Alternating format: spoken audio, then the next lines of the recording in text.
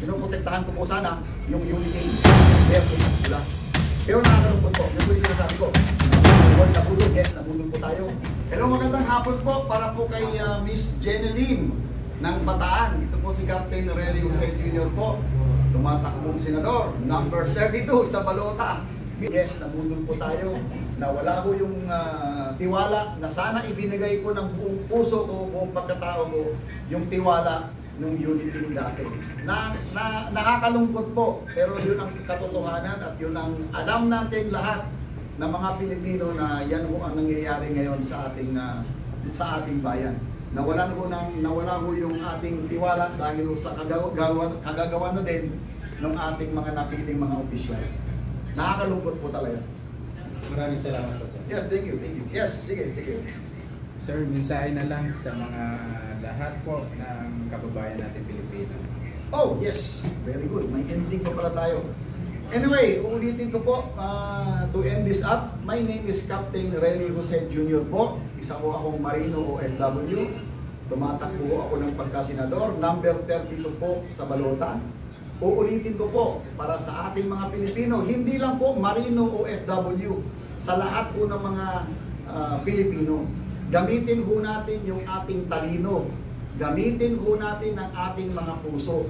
Huwag ho tayo magpapadala sa 5,000 piso, 5 kilong bigas, 5 pirasong sardinas or noodles. No? Huwag ho, ang isipin nyo ho, yung futuro ho, yung 5 taon o 6 na taon galing ngayon para sa mga apo, para sa mga anak natin. Yun ho ang payo ko sa inyo. Mag-isip tayo, isipin mabuti, gamitin ang talino at piliin po ang karapat-dapat na maupo sa Senado at yung iba pa, of course, national election naman to. Yung mga dapat piliin ninyong mga leaders, yung talagang nararapat. Huwag ho magpapadala ulit dito po. Huwag ho ninyong ibebenta ang inyong mga boto. Pag-isipan mo mabuti, gamitin ang talino at puso, no? Paulit-ulit ko sinasabi na sana magkatotoo yung aking dasal na ang mga Pilipino ay totoong magkaisa, ang mga Pilipino ay magtulungan, at ang mga Pilipino ay totoong maging matalino. Isipin niyo po, 6 na taon ko ang aantayin natin bago mapaalis kung sino man ang napili nyo ngayong 2025. Okay? Okay, ulitin ko po. Ako po si Captain Relly Jose Jr. Pag pumili ho kayo, huwag kalilimutan, number 32 po sa balota. Isang tubong Jensan, isang Ilonggo, isang Bisaya, isang Tagalog, Luzon, Visayas, Mindanao, aabutin po natin yan.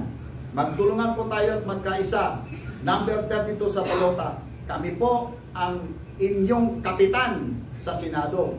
Kung talagang gusto natin ng pagbabago, doon po tayo sa bago, hindi sa trapo.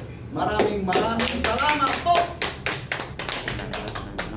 Okay?